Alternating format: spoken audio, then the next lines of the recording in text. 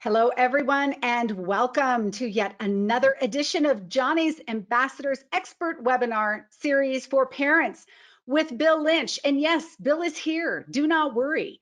We had a bit of a webcam issue, so you will not be able to see him, but you will be able to hear him and see his slides. So I will introduce Bill in just a moment after a few logistics. For those of you who are new to Johnny's Ambassadors, welcome. We are a 501c3 based in Denver, Colorado, with the mission of educating parents and teens about the dangers of today's potent THC marijuana products, especially on adolescent brain development, mental illness, and suicide. Johnny's Ambassadors was formed after our 19-year-old son, Johnny, died by suicide after becoming psychotic from using dabs. We have this series ongoing every Friday, so please share it. We are recording today's session. We are able to provide you a handout. Bill has kindly provided a PDF of his slides. You can find those in the control panel if you're live with us today, or on the page where you are watching this recording. Bill will present for about 45 minutes, after which time he will take your questions. So in the control panel, there is a question box. If you would please type into that as you think of your questions, I will read them off to him in the order they are received at the end of his presentation. So without further ado, I'd like to introduce William J. Lynch Jr., Bill, who received his pharmacy degree from Rutgers University and is a practicing clinical pharmacist with Jefferson Health System, where he is a member of the Pain Management and Addiction Committee and Hospital Pharmacy Focus Group. He serves as adjunct faculty at the Rowan University School of Osteopathic Medicine, Department of Emergency Medicine. His pharmacy background includes over 34 years of clinical practice at Jefferson and Rowan, and also as a clinical preceptor for Rutgers University, Ernest Mario School of Pharmacy. Bill, welcome, and thank you so much for being one of Johnny's ambassadors. Good afternoon or good morning, everyone. It's Bill Lynch. Thank you very much, Laura, for the opportunity to share this valuable information about the natural progression of vaping to marijuana to opiate abuse, a recipe for disaster. So we're going to review the goals and objectives, understanding the increased use of vaping, especially among our youth and young adults, and how vaping enhances the levels or bioavailability of the substances, causing further difficulties. Obtain knowledge about the multiple different substances, both legal and illicit or illegal, that are being abused via vaping. Achieve a better comprehension of how vaping has been designed and clearly demonstrate to lead to marijuana use and abuse, and to understand how marijuana use contributes and progresses then to opiate and or opioid misuse and abuse. So we're going to talk about the fifth generation of a lot of electronic nicotine delivery systems. These are the pod mods. They're ultra portable, which youth and young adults like to use because they're easy to conceal. What's important is that they were able to achieve much higher levels of nicotine in these devices by using nicotine salts or nicotinic salts. And also there's potentially an alcohol component that exists with regards to these devices, and that's important, which we will talk about a little bit in the presentation. In particular,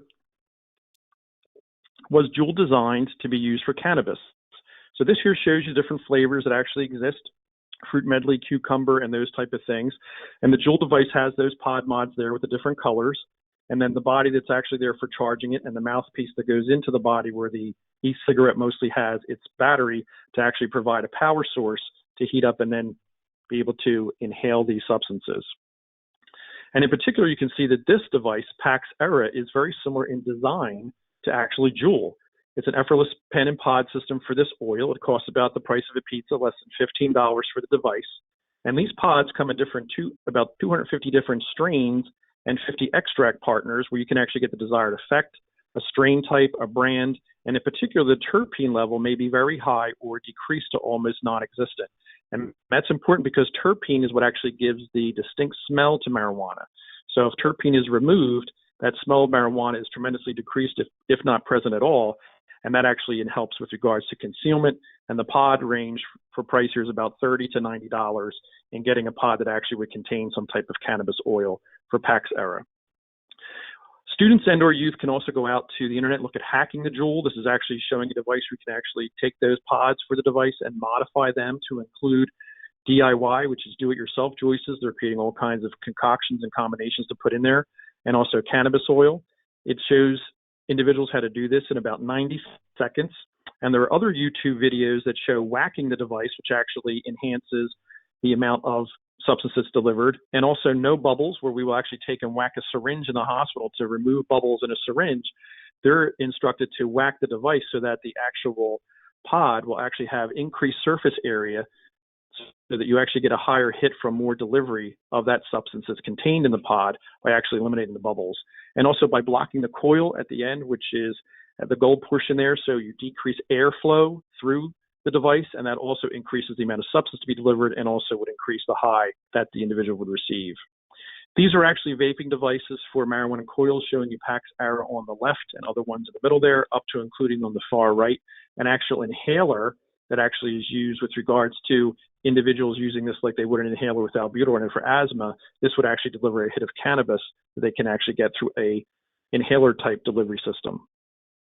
There are also disposable marijuana vapes and pens. One of the loopholes in the law for eliminating flavors for vaping devices did not eliminate it for disposable type vaping devices. So here, this is actually Fuego, and it delivers 250 milligrams of cannabis. And also you can see the flavoring there is purple punch, which is not eliminated because of it being disposable. And then also what's in particular for this device is that it can be delivered to your actual front door. So just like you have a pizza delivered to your home, you can actually have these Fuego marijuana cartridges and vape pens delivered to someone's home. So what about the explosion in adolescent vaping? This is actually vaping, nicotine in particular, but flavors and other substances has significantly doubled from 2017 to 2019. 40% of 12th graders and 20% of 8th graders have ever vaped. This is the data that's shown here. Ever 40.5% for seniors and 20.7% for those in 8th grade to 2019, showing that increased amount significantly. And this actually shows you both in blue, yellow, and purple being 8th grade, 10th grade, and gold, and the blue at 12th graders, the decrease in the use of teen smoking of 30-day prevalence from 1976 to 2018. But it also shows you with this rapidly increasing red line to 2016, about 12th graders, 26.7% in 2016 were actually using vaping devices. So a significant amount of progress that we've made in decreasing the amount of cigarette smoking amongst our youth has been pretty much evaporated by the vaping devices. Again, 12th graders, 26.7% now using a vaping device back in 2018. Those numbers have also changed as regards to how many students are vaping the last 30 days. This shows you with regards to 2018 through 2020. It peaked in 2019, and then we had a valley happen, electronic vaping associated lung injury. That decreased the vaping in 2020, but you can see still that 4.7% of middle schoolers and 19.6%, almost 20% or 1 out of 5 of those in senior in high school are actually vaping in the last 30 days. With regards to the frequency of vaping, how significant is that? Well, frequency is defined here as greater than 20 days a month, and it shows you 20% of middle schoolers and almost 40% of those in high school have vaped frequently in 20 days out of the month, and about 9.4% and over 22% of those in high school do it every day, which is all 30 days in the past month. So significant use and also frequency is what we're seeing with regards to vaping today amongst high school students. This actually looks at the total e-cigarette unit sales. And what it shows you is that 2016, and we mentioned in the bio for the presentation that it's 2016, it really hit the scene, and then it takes off in 2018 and 2019. Again, a valley hits and it goes down. What you can see now, which is disturbing in 2020, that over the last 4 segments, this has been measured, that the unit sales for e-cigarettes have gone up consistently over each of those months. So it has a significant increase in 2020 that even though a valley occurred, that is now being offset by a number of units being sold, increasing each and every month. This now looks at actually those prevalence reporting marijuana vaping in high school. So now we're not just talking about vaping, but actually vaping marijuana. And what's important here is in the past 30 days, 3.9% of our 8th graders, 12.6% of our sophomores, and 14% of our seniors in high schools have vaped over the last 30 days. And what's important here also to notice is lifetime use of marijuana through a vaping device is 9% of 8th graders, over 21% of our sophomores, and over 23% of our seniors in high school. And we'll get to the importance of what 30-day and lifetime use of marijuana is with regards to contributing to opiate use. Now, in particular, this shows you a significant impact on actual calls to the poison control centers across the United States for actual electronic cigarette and liquid nicotine cases, so actually calls into poison control about what's happening. And you can see in 2019 with a valley that was a significant number of calls to poison control, dropped off in 2020, but in 2021, it's 1616 or 404 calls actually per month. If this would continue, over 400 calls a month, the potential is that 2021 would supersede 2020 with 4,848 calls in the year's time frame if that trend would continue, and only be second to 2019 when we had a valley cases for actual calls to poison control over individuals having significant difficulty with vaping devices. So what about other drugs being used in nicotine? This shows you in these blue bars to the left a significant amount of herbal cannabis, cannabis resin, cannabis and nicotine together, but also other substances, dextromethorphan, which is actually used in cough medicine, crystal meth, MDMA, heroin, fentanyl, and those different things, including synthetic cannabinoids, opioids, other novel psychoactive substances that are being used. And most importantly, at the top, you can actually see alcohol is actually being used to vape. And what's important is alcohol will be put in these vaping devices and then used. And the importance here is that ethanol actually, with alcohol, you would receive a significant amount of alcohol by vaping it at a much greater concentration and can actually get intoxicated on the ethanol or drunk much faster because you bypass what's called first pass effect. And what that is that alcohol, when you ingest it or drink it, goes through the stomach and then goes to the liver and is metabolized somewhat before it goes into the bloodstream. By actually vaping ethanol, that first pass effect is decreased. So the bioavailability, which we talked about the increased amount, is significantly increased by vaping ethanol than actually ingesting alcohol. And what's important about that is it's similar with nitroglycerin, which people will take for acute coronary syndrome. If you should take an oral capsule of that, it's 2.5 milligrams to 9 milligrams of nitroglycerin in a capsule. But if you receive that acutely for having chest pain or heart attack and we place it under your tongue, the dose is only 0.4 milligrams. So you can see a significant drop off, 20%, 0.4 milligrams sublingually, like just similar to vaping, compared to if you swallowed it orally, ingesting alcohol would only be 2.5 milligrams of the nitroglycerin. So it shows, again, bioavailability is dramatically increased by those who vape these substances, including fentanyl and those other substances. So what are they inhaling? This shows you flavors, nicotine, and marijuana. And you can see here 7% of those in 8th grade and up to 20.8% of those in 12th grade reporting in 2019 from the Monitoring the Future study that they are actually vaping, inhaling marijuana. So this is a very large study, a meta-analysis looking at electronic cigarette use and marijuana use among adolescents and young adults. It's significant in what this data shows definitively that those who use electronic cigarettes migrate to marijuana use. There were 21 studies included. They were an age range of as low as 10 years of age to 24 is the oldest participant in these studies. And the rates of marijuana use were compared to those who used electronic nicotine delivery systems or vapes and those who did not.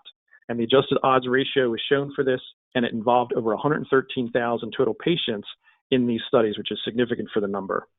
Now, what's important here to notice is that this line that goes down the middle here is 1. And what's important is anytime an OR or odds ratio is greater than 1, it means that that particular component of the study, in this case, using electronic cigarettes, contribute to marijuana use. And you can see for the most part that only these 2 studies at the top are right on the line, but everything else is to the right increasingly as you go down in the table, showing that the odds ratio continues to increase with regards to those who use electronic delivery systems or vapes and then go on to use marijuana. And that's significant because the odds ratio increasingly to the right shows that marijuana did contribute to being used more often if those were actually individuals who were vaping. This then breaks it up to 12 to 17-year-olds, which shows it here. And then this section here is 18 to 24-year-olds. And what's important is that not only does it happen for 12 to 17-year-olds and 18 to 25-year-olds, but those who were 12 to 17 have an increased use of marijuana if they are vaping compared to those who are 18 to 24. It rises for all age groups, but it rises more significantly for those who are vaping and then using marijuana if they're 12 to 17. What it shows is important with regards to the fact if they engaged in dual use, that's if they're using electronic delivery systems, vapes, and cigarettes together. The odds ratio then is 5.93, again, significantly above 1.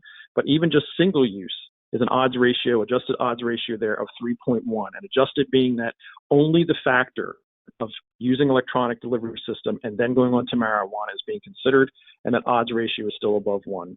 And it also shows you significantly in that the odds ratio is higher if the studies were done after 2017. We told you after 2016 is when vaping really took off, compared to those studies that were done before 2017 with an odds ratio of 2.3. But if the study was done after 2017, it jumps to 4.5 for an odds ratio.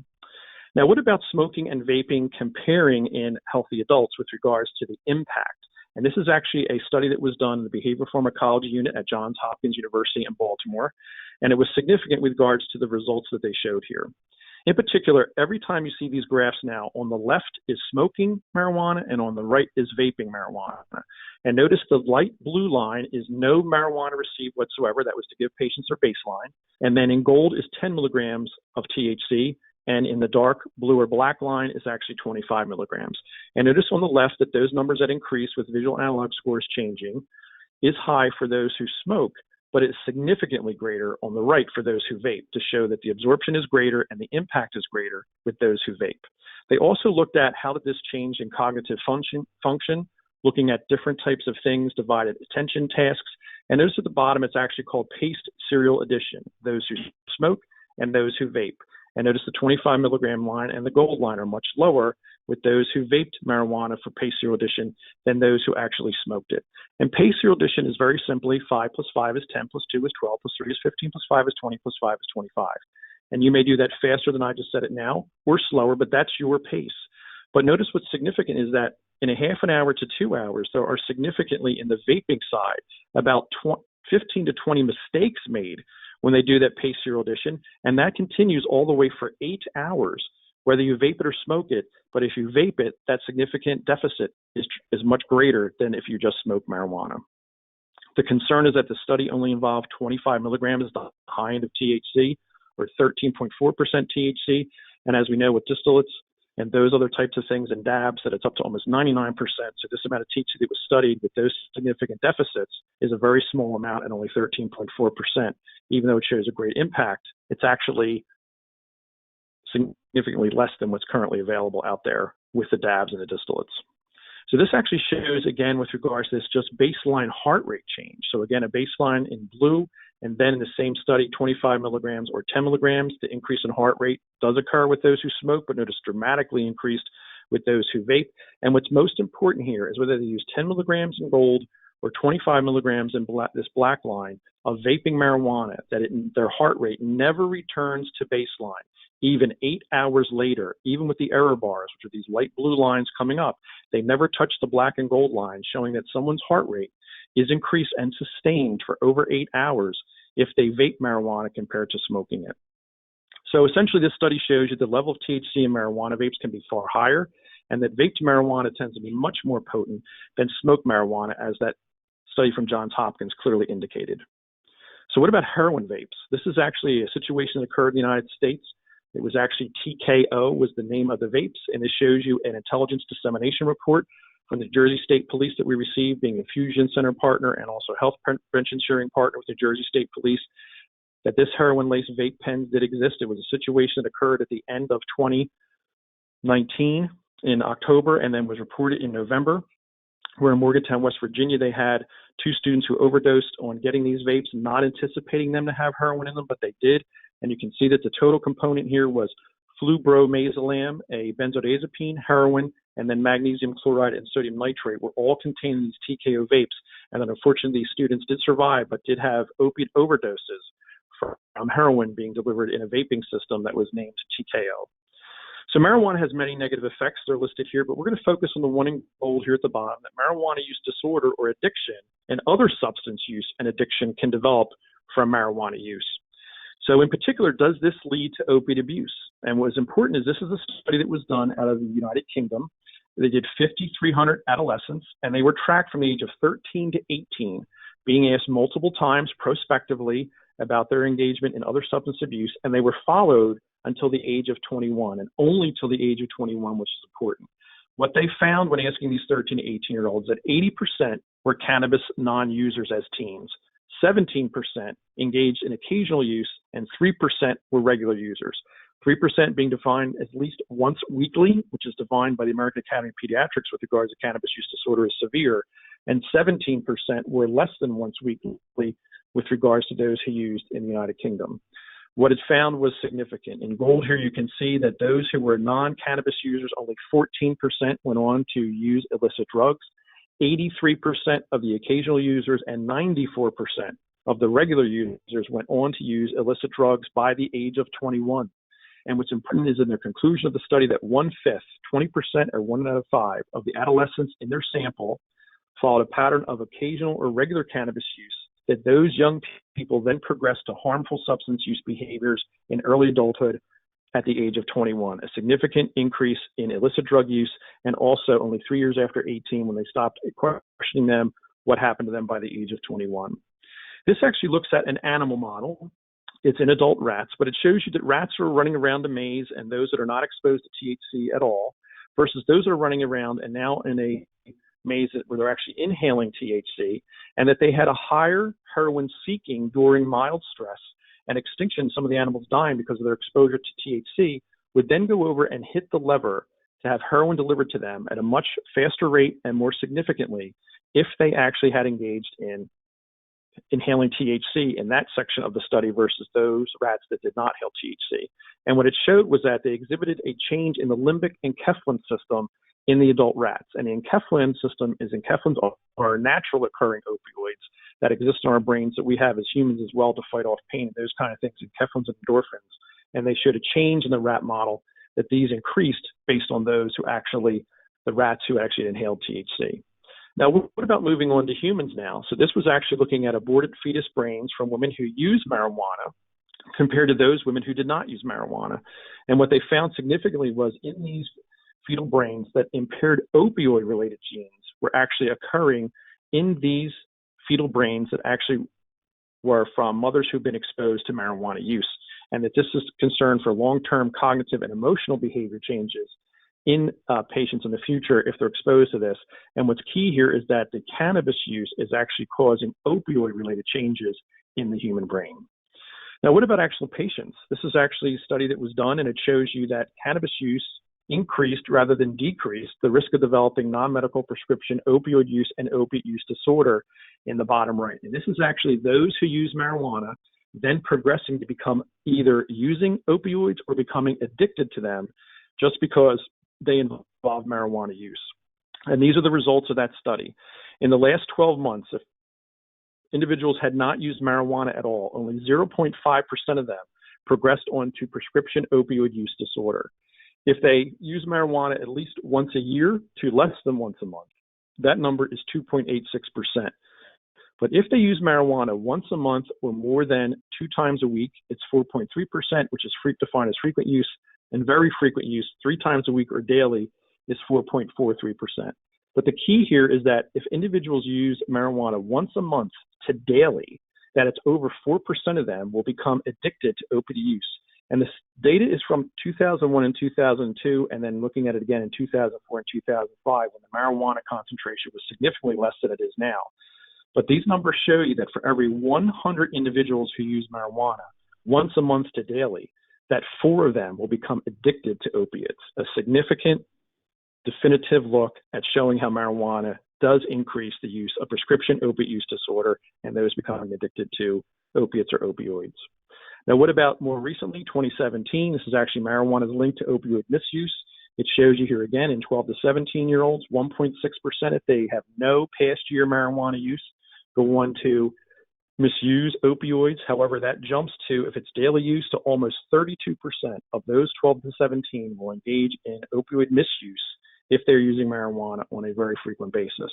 And that also translates the same with regards to those who are 18 to 25 and even those who are 26. So increased use of marijuana leads to increased use of opioid misuse that was demonstrated in this national survey. Now, what about this recent data that was released March 29th? And what shows you here is the prevalence of specific substance use disorders at the top of the table here, lifetime substance use age 12 to 25 by time since first substance use, which is important.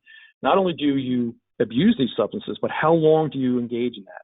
And what it shows you here is lifetime cannabis use for 12 to 17-year-olds If they should use marijuana for less than or equal to a year, 10.7% of them will develop cannabis use disorder. If they increase their use with regards to time frame up to 3 years, greater than 36 months, that jumps to 20.1%. So doubling if one should use marijuana for a year to become addicted to 1 out of 5 if they use it for 3 years. This occurs similarly with 18 to 25-year-olds, although a lesser percentage, 6.4% becoming addicted to cannabis if they use it for a year, and 10.9% becoming addicted if they should use it for 3 years. And what's important here is we're looking at lifetime cannabis use, and that's going to be important with regards to how that translates to opioid misuse and abuse. Now, what this shows with regards to that study is this time since use is 15.4% of those who were adolescents 12 to 17 engaged in cannabis misuse, and 51.5% of those 18 to 25 engaged in it. But again, those numbers were 10.7 to 6.4, looking at youth to young adults, and 20.1 after 36 months to 10.9%, again, engaging in marijuana use, significantly in having cannabis use disorder after 3 years. This also translates to adjusted 12-month prevalence in youth for prescription drug abuse. And you can see in these dark green bars, lifetime non-medical use of opioids, that whether it be less than 12 months, 12 to 24 months, 24 months or to 36 months or 2 to 3 years, or over 3 years, that there is significant increase in opiate use disorder from prescriptions as well in this study that was looked at in comparison to what they also saw similarly with regards to cannabis use disorder and marijuana abuse. Now, this actually looks at the antidote, naloxone, with regards to a randomized double-blind trial of those who were not seeking treatment for their cannabis use. And what they did, they had 2 groups. It was blinded. One group did not receive naltrexone and just continued to use marijuana daily. And those who did not want to stop using marijuana, and they used that for actually cannabis use disorder every day, and they did not want to stop using it, but they were treated with naltrexone daily. And what it showed you is those who received naltrexone decreased their amount of self-administering cannabis by 7.6-fold, truly showing that naltrexone decreased marijuana use. And what's important about this is that naltrexone is an oral medication that's used to treat opiate use disorder. And here it is being used to treat cannabis use disorder and working in those who did not want to quit. And it's important with regards to that decrease was 7.6-fold. So naltrexone that's used once a day daily to treat opiate use disorder and alcohol use disorder did have an impact on cannabis use disorder by those who took naltrexone actually using cannabis less. So vaping leads to marijuana first, then opiates and opioids last. This shows you from the CDC that people who are addicted to marijuana, in the middle here, 3.3-fold increased chance for becoming more likely to be addicted to heroin. There's also here with regards to marijuana and heroin and also painkillers and heroin. You will hear all the time that those who engage in marijuana use don't all become heroin addicts, and that is true.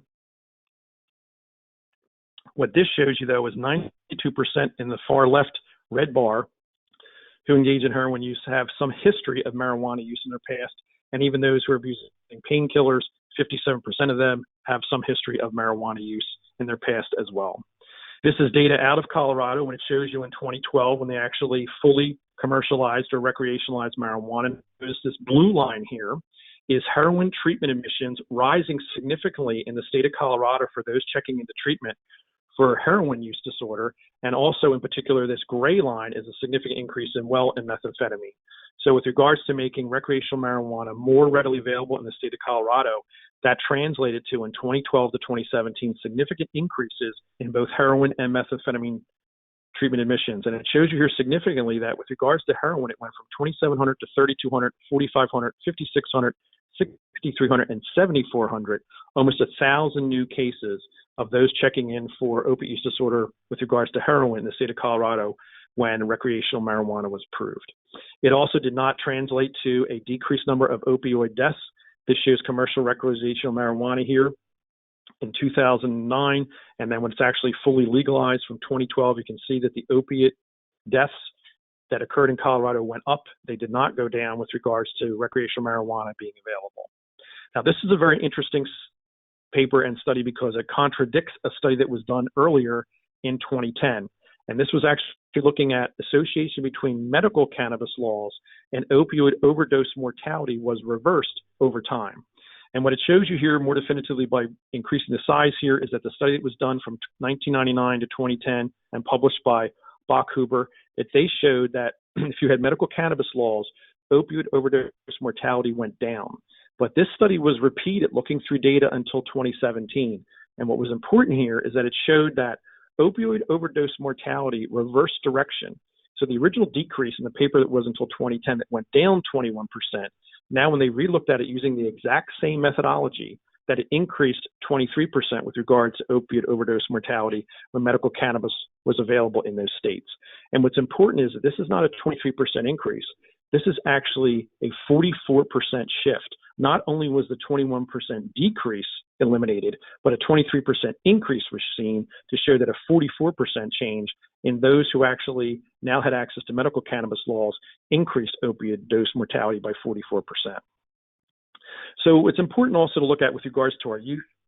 This is actually from the American Academy of Pediatrics presented at their national conference, that they looked at the number of pediatric patients who were coming into the emergency room. It is older data from 2013, but back then 135 patients who were 21 years of age or younger tested positive for opiate addiction, and they're coming into our emergency rooms in this country every day.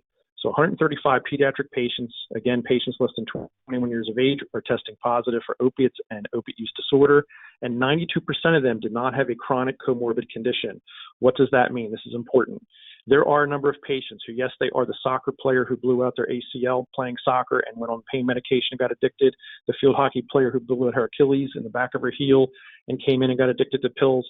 But 92% of these youth showing up are engaging in recreational use, and that's actually leading to opiate use disorder by their experimenting and then becoming rapidly hooked on these opiate medications.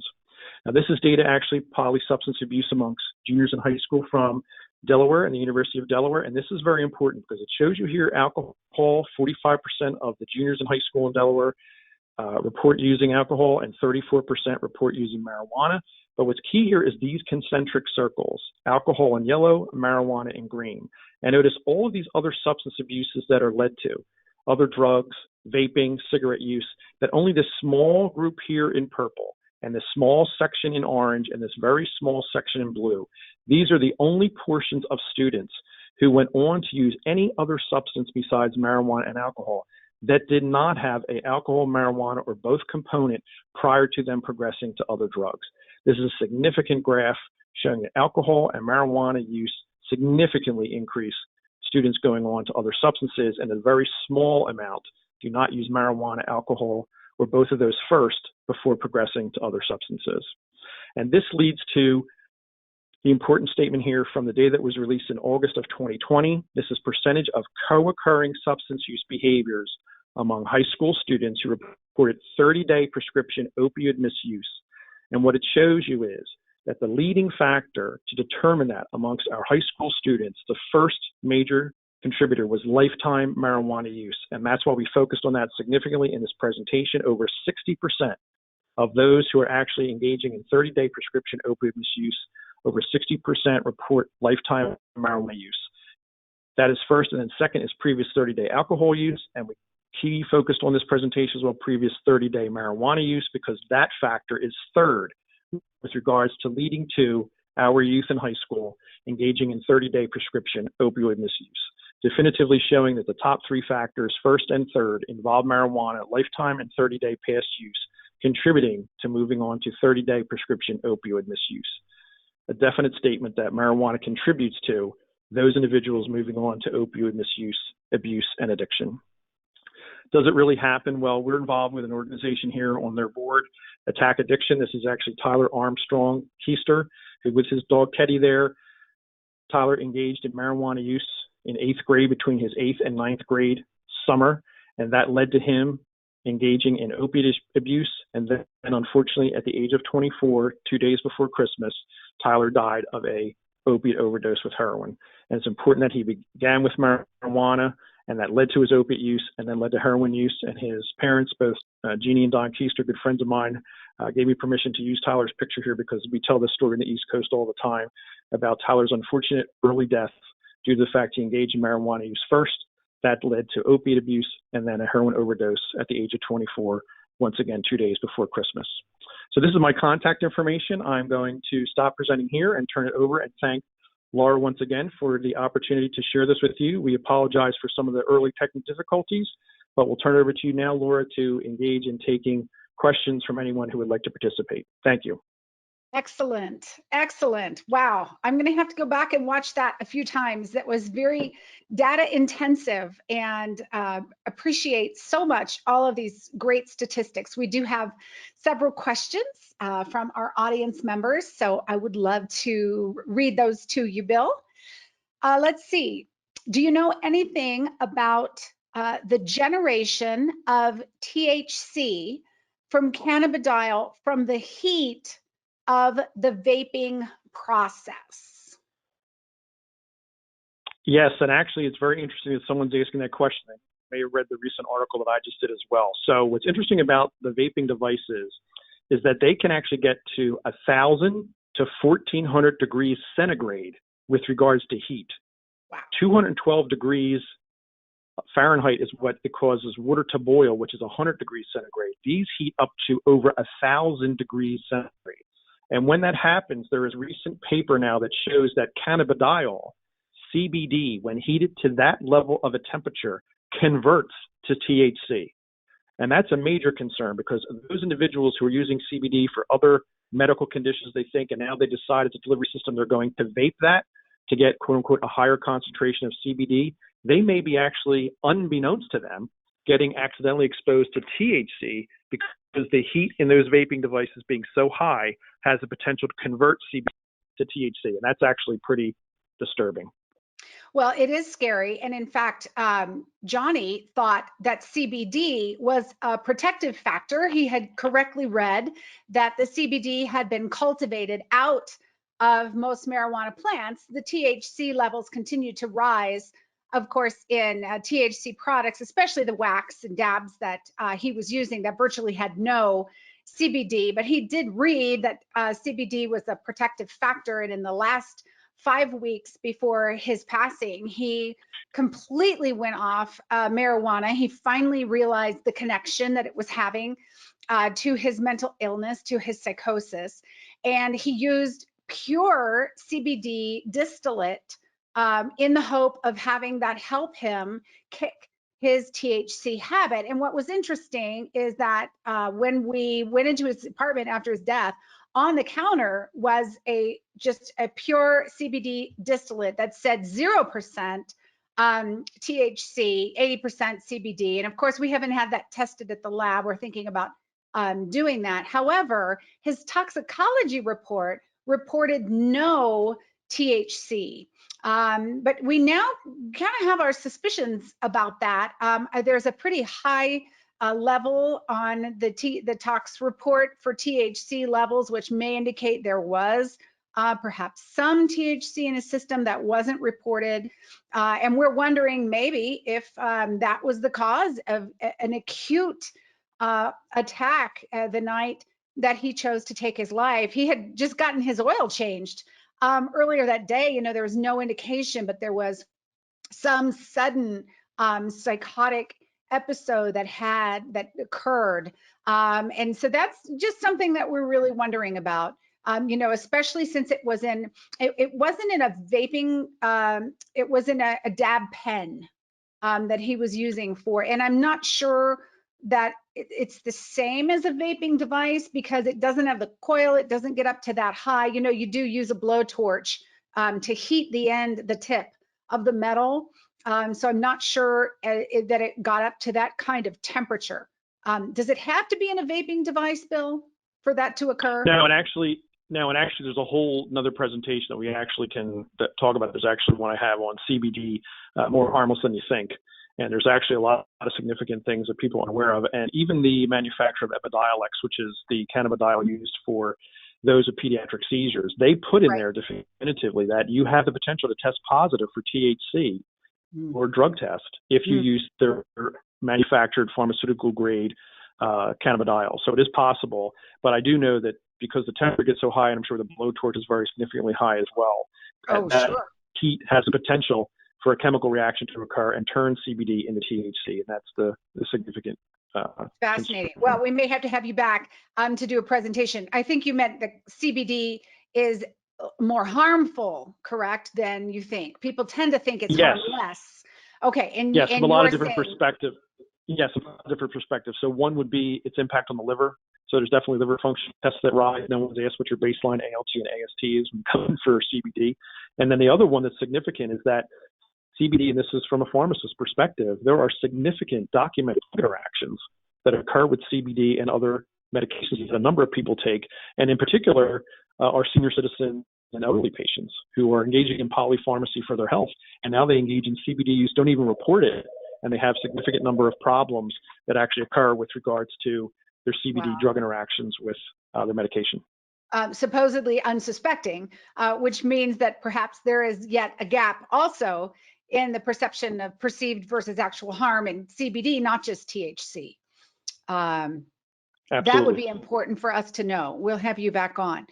Do you ascribe to the theory that THC primes the brain for other addictions via the dopamine system, i.e., THC increases the release of dopamine, the THC receptors eventually become desensitized, and other drugs are sought, which also release dopamine, the pleasure neurochemical, but through receptors that are not yet desensitized? There's actually a long answer to that, but I'll give you a short abbreviated answer. So my colleague, who you've had on before, Dr. Libby Stout, phenomenal physician to talk about this, and I've learned a lot from Libby about this. But what's interesting is that the dopamine is the reward system. There's no doubt THC does that. And I have a slide, not in this presentation, but it compares to looking at those who actually have their dopamine elevated by just ingesting food, by just ingesting alcohol, by those who ingest THC, and by those who actually ingest methamphetamine. And what it shows you is obviously methamphetamine has the highest amount of dopamine increase because of its direct effect on dopamine receptors. But in particular, marijuana does as well, and so food, and so does good music. If you turn on great music in your car, your dopamine goes up because it's a reward system. I like this song. I love a banana split, so I eat a banana split, my dopamine goes up. And also what Libby will talk about is that that's learned behavior. That reward system is increased when I listen to my favorite song, eat my banana split, or I engage in marijuana, or I engage in methamphetamine, and I go back to that. But what's really insidious about this is that reward system, the body is pretty smart, and it down-regulates those dopamine receptors. So you have less now. So as an example, 100 are stimulated by too much marijuana use. I turn some of those off down to 50, but that requires me to even use more marijuana to excite those 50 receptors that are left to get to a higher level like it was before at 100. And people can get so desensitized that they actually develop a condition called anhedonia, which is you don't feel pleasure at all. And that is significantly with what occurs with those individuals who engage in significant methamphetamine abuse. So it has been shown to occur, and like from two perspectives: one, the dopamine elevation, and also the receptors turned off to compensate for that, but then that encourages the insidious use of using more and higher levels to get that same dopamine reward. Which I imagine would increase the CUD, the cannabis use disorder, because now you have to use more and more just to feel normal, I suppose, and that could, of course, lead teens to then seek something else to get the high that they once had that now they can no longer have. Yes, and what they'll tell you at first is they first use it because they feel much better. Then they use it to feel normal. Then they use it not to feel bad anymore. Because in going through the withdrawal, you're trying to compensate, not even just being normal. You just want to feel, you don't want to feel lousy anymore. So you use it actually to get you out of feeling that horrible by not going through withdrawal, irrespective of the substance. Cannabis, methamphetamine, opiates, all of that. You're trying to avoid the withdrawal of feeling lousy. So that's why you use the substance where before it was just to feel normal, and before that it was actually feel high or happier. It's an insidious pathway that occurs. Yeah, then the withdrawal, the cannabis withdrawal syndrome would be horrible, you know, and that there's great fear in that. And so they take more thinking, oh, well, it's helping me, where that's actually just part of being addicted, right? That's actually part of any drug withdrawal process that would take weeks to feel normal. Yes, and then also the issue is, like you're saying, is that not only are they taking it to feel normal, but because of cannabis use disorder, opiate use disorder, people can get up to significant amounts of that substance. We had recently someone who came into our emergency room. They were addicted to 40 bags of heroin a day. Oh my And the gosh. thing is, How do you that's not? what they needed. That's what they needed to support their opiate use disorder that had developed to that level of a need for opiates. So the same way with marijuana, if you're using it consistently every day, and now you used to be smoking it, and now you're vaping it, and now you're doing dabs at much greater concentrations, much greater frequency, that withdrawal is going to be much more significant and longer lasting because of the high level of exposure, both in dose and in frequency. And I imagine if someone does manage to get off of a substance, as Johnny succeeded in doing twice, and then went back to it, some of the overdoses probably happen because now their body has taken over and they're producing somewhat normal levels of their own natural chemicals. And now if you start at the same level where you stopped, you no longer have that tolerance. And is that where some of the deaths occur with the opiate overdose? That's truly the case. It's a tolerance factor. So what Dr. Stout talks about in a great way is that, one, it's that learned behavior. And the learned behavior is, I know that if I go back to cannabis, I'm going to feel better, quote unquote, or opiates, whatever. And then when you go back to that, it's the key word that you mentioned there, Laura, which is tolerance. You have actually become less tolerant to that level because you've taken a break from that substance. And for whatever that period of time is, you now have those receptors upregulate because it's not there. And now when you re-expose it to that, you have even more of a violent reaction, up to including a significant number of individuals who recently come out of either rehab or being incarcerated, and they've been drug-free for that period of time. If they should go back and use what they are normally used to using before they went into rehab or incarcerated, they notoriously are susceptible for overdose deaths because their body is not used to it because they've become detolerant to that level of the substance. Wow.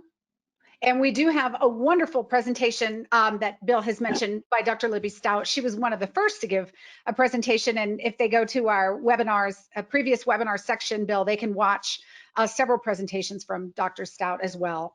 And for those who want that understanding of the addiction pathway, Dr. Stout does a terrific job in that presentation about showing you that. So if you're interested in that, I encourage people to go back to your webinar series and listen to Dr. Libby Stout's presentation.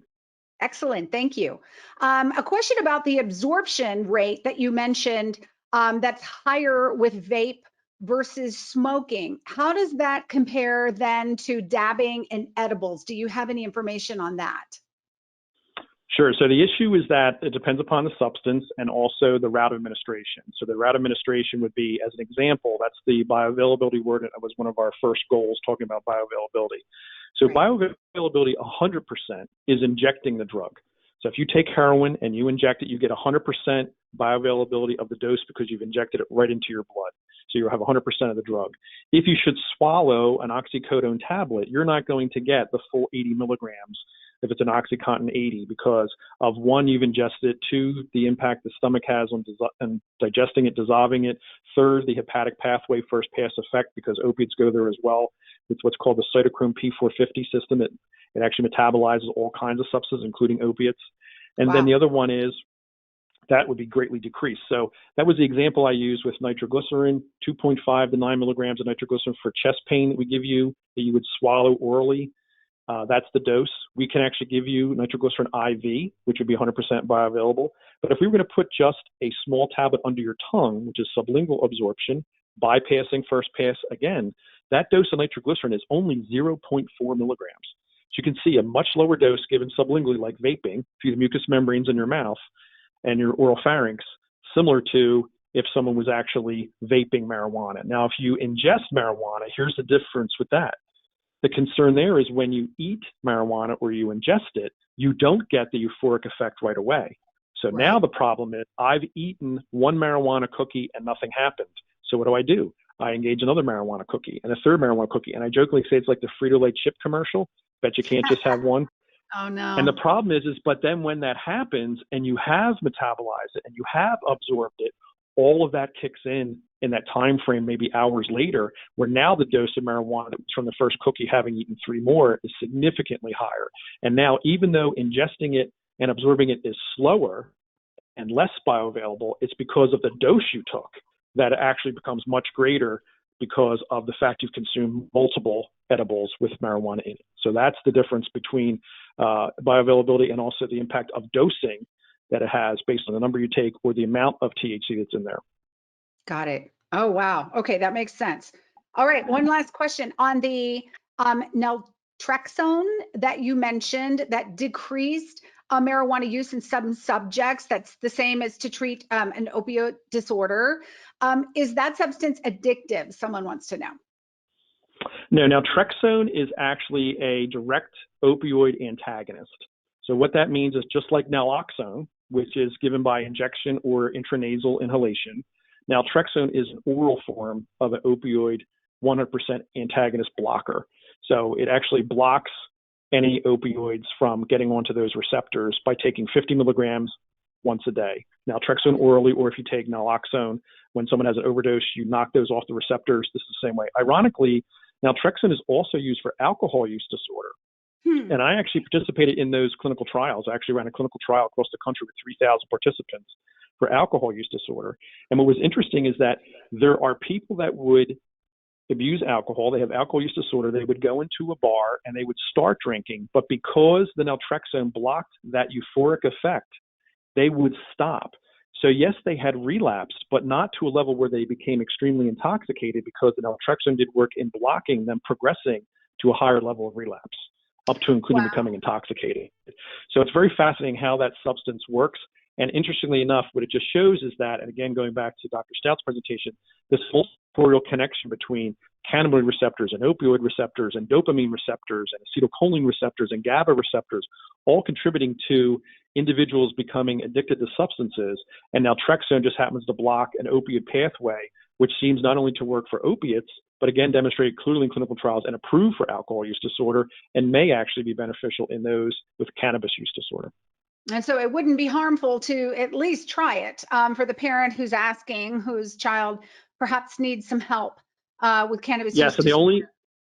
And the only concern there would be is that the individuals would have to make sure the healthcare professionals and the parents and the individual involved would have to be straightforward in admitting that they are not abusing opioids, because if they are, and no one knows that, if you give naltrexone, it will precipitate opiate withdrawal. Wow. And that's key to know. So if someone's engaging in opiate abuse and you're worried about marijuana use that you know about, and they are not truthful or come forward saying, I also am using oxycodone or Percocet, if they engage in using naltrexone to treat the cannabis use disorder, it will definitively precipitate opiate use disorder withdrawal.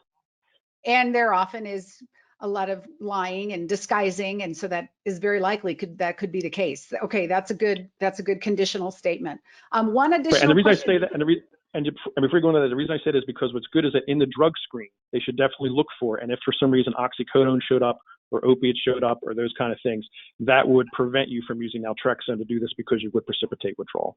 Okay, that's good to know. And in fact, when we had Sir Robin Murray on from London, he said that Sativex there, which of course is not available here yet with FDA approval here in the States, but they have been using Sativex to treat cannabis use withdrawal and disorder successfully over there. Have you heard any of those studies? Yes, and actually the key there is that goes back to the protective factor you talked about. So Sativex actually contains THC and CBD, unlike Epidiolex, which only contains CBD. So the key there is that the dose of THC can be controlled with regards to giving it from Sativex, and also the CBD protective component can also be given and dosed based on knowing the concentration of the Sativex. So that's actually why that's being done and used, and has kind of like THC replacement and CBD replacement therapy. It's kind of like methadone for opiate abuse. You're using a controlled opiate, but you know the dose of methadone you're giving. The same way with Sativex, you would know the amount of THC and the amount of CBD you're giving to the patient to hopefully help with their cannabis use disorder. And just wean them off of it slowly, like a smoking patch or something similar. Over time, it would become more manageable. Yes, and hopefully you could actually wean and decrease the dose. That's the other advantage. Yeah. Get them where they need it, and then you can slowly take them off of it, hopefully to get off of the THC altogether.